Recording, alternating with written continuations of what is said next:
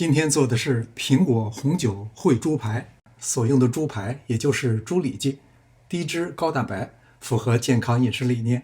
用它来炸、炒、溜、爆都不错，但却不适合炖。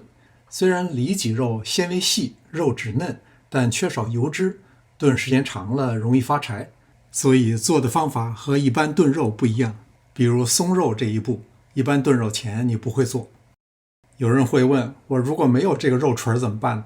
那就用刀背拍，或者是用叉子多扎几下，也能起到大体相同的效果。周围这半圈白色的，一般是筋膜去掉以后剩下的一点肥肉，可以保留，划几道口可以更容易入味儿。上下两面各撒上适量的盐和胡椒粉，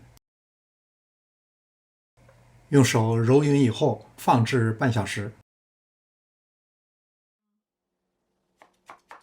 准备1颗洋葱切成丝，这是奶油南瓜，我想增加一些绵密的口感和香甜的味道，半个到1/3就够了，切成薄片。苹果我用的是 Pink Lady， 脆、甜、微酸。煎肉的时候干煎或用油煎，味道会有区别。我只是用很少的油擦一下锅，当锅的温度接近华氏400度的时候，放入猪排，这样干煎出来会略带烧烤的味道。每一面用中火各煎2分钟，中间不要翻动。当两面都出现这种漂亮的金黄色就可以了，表面的蛋白质迅速凝固，就可以锁住内部的水分。就着这个锅加入适量的油，先把洋葱煸香，加入适量的姜和蒜。洋葱炒出香味以后，加入奶油南瓜继续煸炒。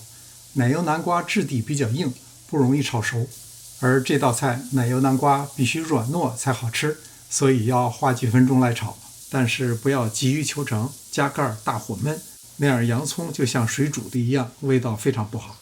在煸炒的过程中加入适当的盐和酱油，再加入适量的苹果醋，让这道菜风味更加明显。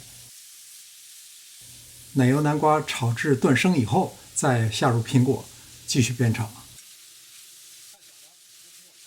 这时候就可以把猪排放进来，加入1杯红葡萄酒，酒再加上食材本身的水分就足够了，不要再加水。把猪排翻到下面，这时候可以加盖，中火炖6到7分钟，时间一长，猪排肯定就柴了。上桌之前，猪排要拿出来单独切片。猪排比较厚，腌和上锅烩的时间又比较短，并不如长时间炖那样入味儿，但也没关系。把锅里的汤提前舀出来，浇在上面就好了。这道菜是甜酸口，主料配料风味统一，又各具特色，算是一道清爽不腻、风味十足的家常创意菜。感谢您的观看，临走前别忘了点赞、订阅。这里是上师厨房，我们下次再见。